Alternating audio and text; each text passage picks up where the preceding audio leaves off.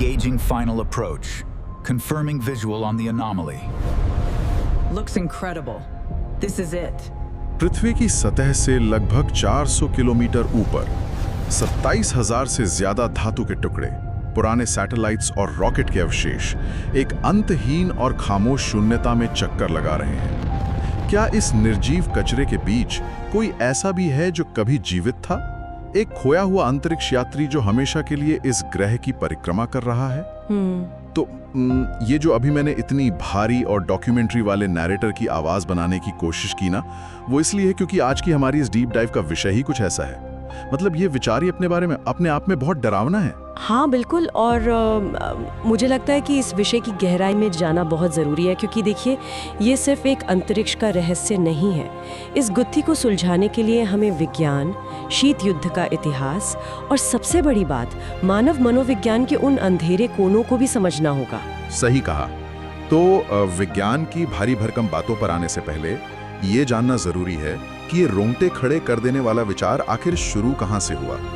मतलब हमारे जो सोर्सेज हैं उनसे ये एकदम साफ है कि ये अफवाहें अंतरिक्ष के खालीपन से नहीं आई थी, बल्कि 1950 और 60 के दशक में जो वो शीत युद्ध चल रहा था ना, उसके डर से पैदा हुई थी। मतलब अमेरिका और सोवियत संघ के बीच की वो स्पेस रेस, वो कोई वैज्ञानिक खोज कम और प्रोपेगेंडा युद्ध ज्यादा था। एकदम सही बात है। और उस दौर में सोवियत संघ का जो अंतरिक्ष कार्यक्रम था वो पूरी तरह से गोपनीयता के आवरण में लिपटा हुआ था। मतलब उनकी रणनीति बहुत ही स्पष्ट थी, केवल सफलताओं का जश्न मनाओ और विफलताओं को तो बस इतिहास के पन्नों से पूरी तरह मिटा दो। जब भी कोई मिशन विफल होता था ना, या कोई दुर्घटना होती थी, तो उसकी जानकारी कभी भी दुनिया के सामने नहीं लाई जाती थी। यहाँ पर एक ऐतिहासिक घटना का जिक्र करना बहुत जरूरी हो जाता है कि उसी ने इस डर को असल में हवा दी थी। वो वैलेंटिन बोंडारेंको का मामला। हाँ बिल्कुल। मतलब वो एक युवा सोवियत अंतरिक्ष यात्री थे जिनकी ट्रेनिंग के दौरान एक ऑक्सीजन से भरे चेंबर में आग लगने से मौत हो गई थी। लेकिन सोवियत सरकार ने इस घटना को दशकों तक छिपाए रखा। यहाँ तक कि जो उनकी ग्रुप फोटोज थी ना, उनमें से भी बोंडारेंको की तस्वीर को एयर ब्रश करके हटा दिया गया था। सोचिए। तो जब लोगों ने तस्वीरों में एक गायब इंसान को देखा तो जाहिर सी बात है अफवाहें उड़नी शुरू हो गई कि शायद कोई अंतरिक्ष में खो गया है और उसे इतिहास से मिटाया जा रहा है। ये तो बिल्कुल आज के दौर की इंटरनेट कॉन्स्पिरेसी थ्योरीज जैसा है ना। हाँ, बस फर्क इतना है कि ये अफवाहें उस समय एनालॉग रेडियो के जरिए फैल रही थीं। और मनोविज्ञान का एक बहुत ही दिलचस्प पहलू है, जब भी कोई आधिकारिक संस्था जानकारी को दबाती है तो एक खालीपन पैदा होता है। अच्छा। और हमारा जो मानव मस्तिष्क है ना, वो अनिश्चितता को बर्दाश्त नहीं कर पाता, इसलिए वो उस खाली जगह को सबसे डरावनी कल्पनाओं से भर देता है। इसी दमघोटू माहौल में लॉस्ट कॉस्मोनॉट्स यानी खोए हुए अंतरिक्ष यात्रियों के मिथक ने जन्म लिया। और इसी दौर में इटली के उन जूडिका कॉर्डिग्लिया भाइयों की कहानी भी सामने आती है। मतलब उन्होंने दावा किया था कि उन्होंने अपने घर में बनाई गई एक रेडियो स्टेशन से सोवियत संघ के गुप्त अंतरिक्ष मिशनों के सिग्नल पकड़े हैं। हाँ, वो रिकॉर्डिंग्स बहुत मशहूर हुई थी। बिल्कुल।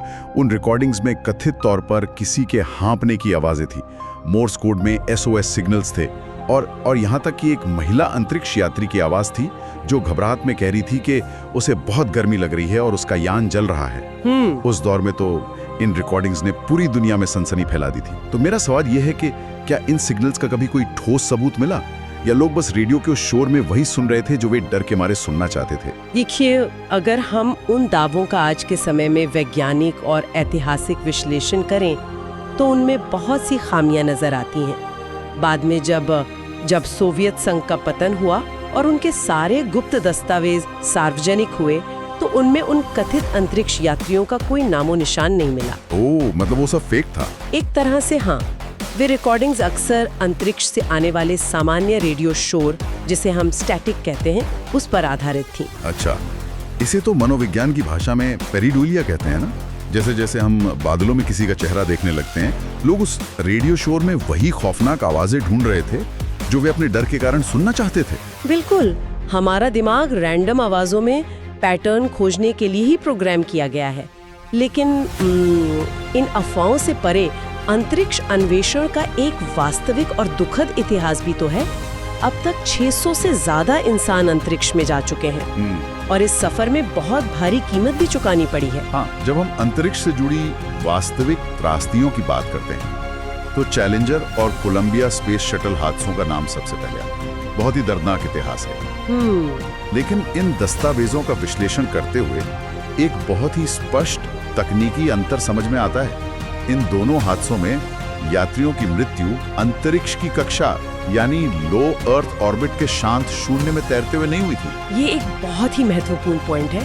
अंतरिक्ष यात्रा में सबसे बड़ा खतरा उस वैक्यूम में रहना नहीं है। अच्छा।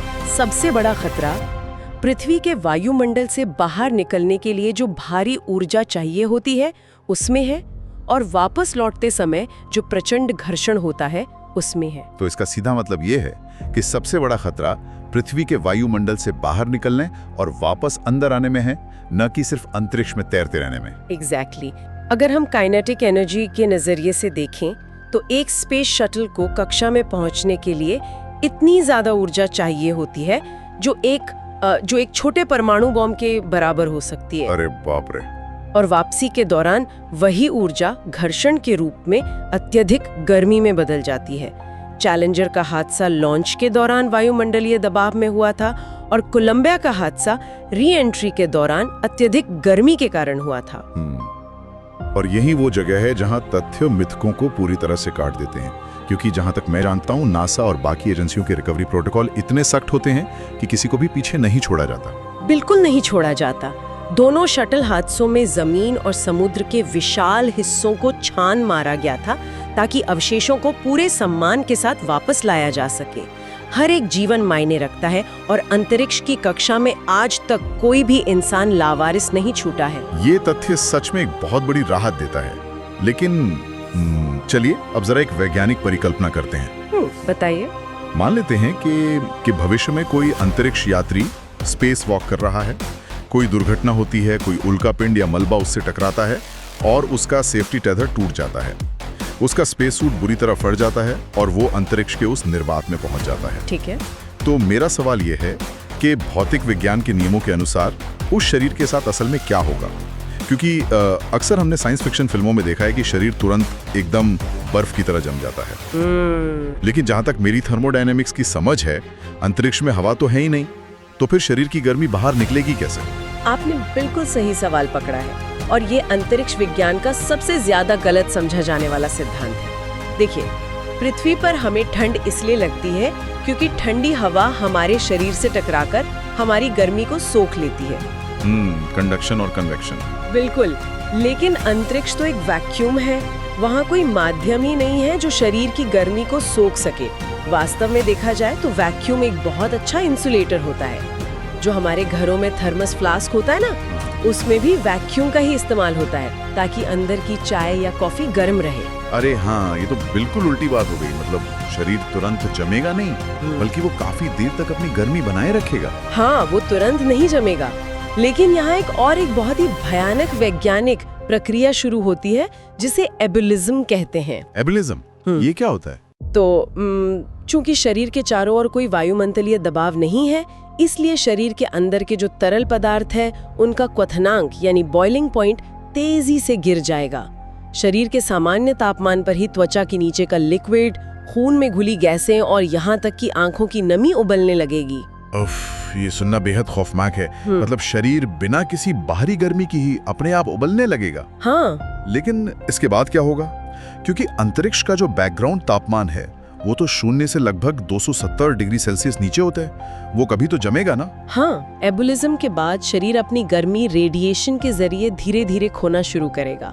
चूंकि रेडिएशन से ऊष्मा खोना एक बहुत ही धीमी प्रक्रिया है, इसलिए शरीर को पूरी तरह से जमने में कई घंटे लग सकते हैं। अच्छा। लेकिन एक बार जब वो जम जाएगा तो वो एक अपरिवर्तित टाइम कैप्सूल बन जाएगा। वहाँ कोई ऑक्सीजन नहीं है जो शरीर के टिश्यूज को खराब कर सकें, और पृथ्वी की तरह कोई बैक्टीरिया नहीं है जो शरीर को सड़ा सके। तो वो बिना सड़े उसी अवस्था में हमेशा के लिए सुरक्षित हो जाएगा। ये तो ऐसा है जैसे बर्फ में जमा हुआ कोई प्राचीन विशालकाय मैमथ होता है ना, जो पूरी तरह से सुरक्षित है। लेकिन बस फर्क इतना है कि वो किसी बर्फीली गुफा में नहीं, बल्कि एक अनंत वैक्यूम में तैर रहा है। बिल्कुल सही एनालॉजी है ये। जीव विज्ञान के दृष्टिकोण से वो एक जमे हुए अवशेष में बदल जाएगा। लेकिन यहाँ ये याद दिलाना भी जरूरी है कि आधुनिक स्पेस सूट और मिशन डिजाइन में ऐसी किसी भी दुर्घटना की संभावना लगभग शून्य है। हाँ, आजकल तो कई सारे सेफ्टी सिस्टम्स होते हैं। बिल्कुल, मल्टीपल रिडंडेंसी सिस्टम्स होते हैं। अगर एक फेल हुआ तो दूसरा तीसरा तैयार रहता है। चलिए, तो जैविक रूप से शरीर एक जमे हुए टाइम कैप्सूल में बदल जाएगा। लेकिन अब इस मिथक के दूसरे हिस्से पर आते हैं, जो कहता है कि वो शरीर हमेशा के लिए पृथ्वी के चक्कर लगाता रहेगा। जब मैंने इस डीप डाइव के लिए लो अर्थ ऑर्बिट की भौतिकी पर कुछ आर्टिकल्स पढ़े, तो वहाँ ये हमेशा के लिए वाला जो शब्द है ना, वो मुझे थोड़ा अजीब लगा। आप बिल्कुल सही दिशा में सोच रहे हैं। यही वो हिस्सा है जो भौतिकी के नियमों से सीधे सीधे टकराता है। जवाब है नहीं। जो चीज लो अर्थ ऑर्बिट में है वो हमेशा के लिए वहाँ नहीं रह सकती। क्यों? बड़ा भ्रम होता है। अगर अंतरिक्ष को हम एक खाली वैक्यूम मानते हैं, तो ये एटमॉस्फेरिक ड्रैग या हवा का घर्षण वहाँ अचानक कहाँ से आ गया? मैंने कहीं पढ़ा था कि पृथ्वी का वायुमंडल किसी एक लाइन पर जाकर अचानक से खत्म नहीं होता, बल्कि वो धीरे धीरे अंतरिक्ष में विलीन होता है। क्या ये बात सच है? यही सबसे बड़ी भ्रांति है, जिसे दूर करना जरूरी है। जब हम पृथ्वी की सतह से 400 किलोमीटर ऊपर की बात करते हैं, जहाँ स्पेस स्टेशन है, तो वो कोई 100% परफेक्ट वैक्यूम नहीं है। अच्छा? वहाँ लो अर्थ ऑर्बिट में भी थर्मोस्फीयर और एक्सोस्फीयर की अत्यंत विरल गैसें मौजूद होती हैं। वहाँ ऑक्सीजन और नाइट्रोजन के अलग अलग परमाणु बहुत दूर दूर बिखरे होते हैं। इसे समझने के लिए क्या हम एक ऐसा उदाहरण ले सकते हैं? मान लीजिए कि कोई इंसान सीने तक भरे पानी में दौड़ने की कोशिश कर रहा है। भले ही उसके सामने कोई दीवार ना हो जो उसे एकदम से रोक दे, लेकिन वो पानी का हल्का घर्षण उसकी गति को कम करेगा और अंत में उसे थकाकर रोक ही देगा। बिल्कुल। तो क्या लो अर्थ ऑर्बिट में मौजूद वो सूक्ष्म कण भी बिल्कुल ऐसा ही काम कर रहे हैं? ये बहुत ही सटीक उदाहरण है। जब कोई भी ऑब्जेक्ट 28,000 किलोमीटर प्रति घंटे की रफ्तार से उन विरल कणों से टकराता है, तो लगातार एक सूक्ष्म घर्षण पैदा होता है। इस घर्षण के कारण उस ऑब्जेक्ट की काइनेटिक एनर्जी धीरे धीरे कम होती जाती है। इसे विज्ञान की भाषा में ऑर्बिटल डिके कहते हैं। समय के साथ उस ऑब्जेक्ट की कक्षा सिकुड़ने लगती है और पृथ्वी का गुरुत्वाकर्षण उसे नीचे खींचने लगता है। तो अगर कोई शरीर वास्तव में वहां होता, तो वो हमेशा के लिए नहीं तैरता रहता। कुछ हफ्तों, महीनों या शायद सालों के बाद वो धीरे धीरे नीचे गिरने लगता। एग्जैक्टली। और फिर वही होता जो किसी उल्कापिंड के साथ होता। हाँ, जैसे ही वो शरीर पृथ्वी के सघन वायुमंडल में प्रवेश करता, हवा के कणों के साथ भारी संपीड़न और घर्षण होता। इस पूरी प्रक्रिया में हजारों डिग्री का तापमान पैदा होता और वो शरीर पूरी तरह जलकर खाक हो जाता। तो भौतिकी के अनुसार कुछ भी हमेशा के लिए कक्षा में नहीं रह सकता। बिल्कुल नहीं। अब यहाँ एक और तार्किक सवाल सामने आता है। वायुमंडल में जलकर खाक होने से पहले जो कुछ महीने या साल लगेंगे, क्या उस दौरान वो शरीर अंतरिक्ष के उस सन्नाटे में बिना किसी की नजर में आए छिपा रह सकता है? क्योंकि कई बार हमें लगता है कि अंतरिक्ष तो इतना विशाल है, वहाँ कुछ भी आसानी से खो सकता है। ये सच है कि अंतरिक्ष विशाल है, लेकिन लो अर्थ ऑर्बिट का वो हिस्सा इंसानों द्वारा सबसे ज्यादा इस्तेमाल किया जाने वाला क्षेत्र है। वहाँ हजारों सक्रिय सैटेलाइट्स हैं और भारी मात्रा में अंतरिक्ष का कचरा भी है। हाँ, वो 28,000 किलोमीटर प्रति घंटे की स्पीड से घूमता हुआ कचरा। बिल्कुल। वहाँ सबसे बड़ा खतरा केस्लर सिंड्रोम जैसी स्थिति का है, जहाँ मलबे का एक टुकड़ा दूसरे से टकराकर एक चेन रिएक्शन पैदा कर सकता है। इसी खतरे से निपटने के लिए हमारी स्पेस एजेंसियां लगातार कक्षा में मौजूद हर चीज को ट्रैक करती हैं। हमारे दस्तावेज भी यही बताते हैं कि दुनिया भर की रक्षा एजेंसियां और स्पेस कमांड बहुत ही शक्तिशाली राडार और लेजर सिस्टम का उपयोग करते हैं। मतलब वो एक सॉफ्टबॉल के आकार की चीज को भी पृथ्वी से ट्रैक कर सकते हैं। सोचिए, एक सॉफ्टबॉल और एक मानव शरीर आकार में उस सॉफ्टबॉल से कई गुना बड़ा होता है। 28,000 किलोमीटर प्रति घंटे की गति पर पेंट का एक छोटा सा छिलका भी स्पेस स्टेशन के लिए घातक हो सकता है। बाप रे! तो एक पूरा मानव शरीर तो किसी भी सैटेलाइट या अंतरिक्ष यान के लिए एक बहुत बड़ा खतरा, एक बहुत बड़ा कोलिजन रिस्क बन जाएगा। तो इसका मतलब ये है कि लो अर्थ ऑर्बिट किसी सुनसान, अंधेरे और विशाल समुद्र जैसा बिल्कुल नहीं है। नहीं, बल्कि ये तो एक अत्यधिक निगरानी वाले हाईवे जैसा है, जहाँ हर जगह रडार और स्पीड कैमरे लगे हुए हैं। कोई भी चीज वहाँ छिपकर नहीं घूम सकती। आपने बिल्कुल सही कहा। अंतरिक्ष वास्तव में एक बहुत ही गहराई से जांची जाने वाली जगह है। इतनी बड़ी वस्तु कभी भी निगरानी से बच नहीं सकती। यदि कोई शरीर वहां दशकों से तैर रहा होता, तो पूरी दुनिया को इसके बारे में पता होता। तो विज्ञान के सभी पहलुओं को देखने के बाद, चाहे वो थर्मोडायनेमिक्स हो, कक्षीय यांत्रिकी हो या फिर हमारी आधुनिक रडार तकनीक, निष्कर्ष बिल्कुल साफ है। कोई भी यात्री कभी कक्षा में पीछे नहीं छूटा, इसका कोई सबूत नहीं है और वैज्ञानिक रूप से ये पूरी तरह असंभव है। बिल्कुल, वैज्ञानिक और तकनीकी साक्ष्यों ने इस कहानी को पूरी तरह से खारिज कर दिया है। लेकिन फिर भी ये सवाल तो बना रहता है कि अगर ये विज्ञान नहीं है तो लोग इस पर इतना विश्वास क्यों करते हैं? ये मिथक इतने दशकों तक जिंदा कैसे रहा? और इसका जवाब भौतिकी में नहीं बल्कि हमारे अंदर है। जब हम इन सभी दस्तावेजों का सार निकालते हैं ना, तो ये समझ आता है कि ये मिथक अंतरिक्ष से नहीं बल्कि हमारे अंदर छिपे डर से जुड़ा है।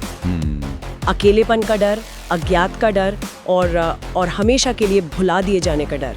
ये कल्पना कि कोई इंसान बिना किसी सहारे के उस अनंत शून्य में विलीन हो गया, ये हमारी सबसे आदिम भावनाओं पर वार करती है। सही बात है। ये हमें हमारी नश्वरता और इस विशाल ब्रह्मांड में हमारे छोटेपन का एहसास कराता है। बिल्कुल। और यही बात हमारी इस चर्चा को एक ऐसे मुकाम पर ले जाती है जहां से मुझे एक नई और शायद ज्यादा डरावनी तस्वीर नजर आ रही है। वो कैसे? देखिए, आज हम लो अर्थ ऑर्बिट की बात कर रहे हैं, जो पृथ्वी से महज कुछ 100 किलोमीटर दूर है। वहां से कोई भी अंतरिक्ष यात्री खिड़की से बाहर देखकर अपनी नीली और सुरक्षित पृथ्वी को देख सकता है। लेकिन अगर पृथ्वी के इतने करीब की कक्षा हमारे अंदर अकेलेपन और भुला दिए जाने के इतने गहरे डर पैदा कर सकती है, तो जरा सोचिए, जब भविष्य में इंसान मंगल ग्रह या उससे भी आगे कई सालों के लंबे सफर पर जाएंगे, तब क्या होगा?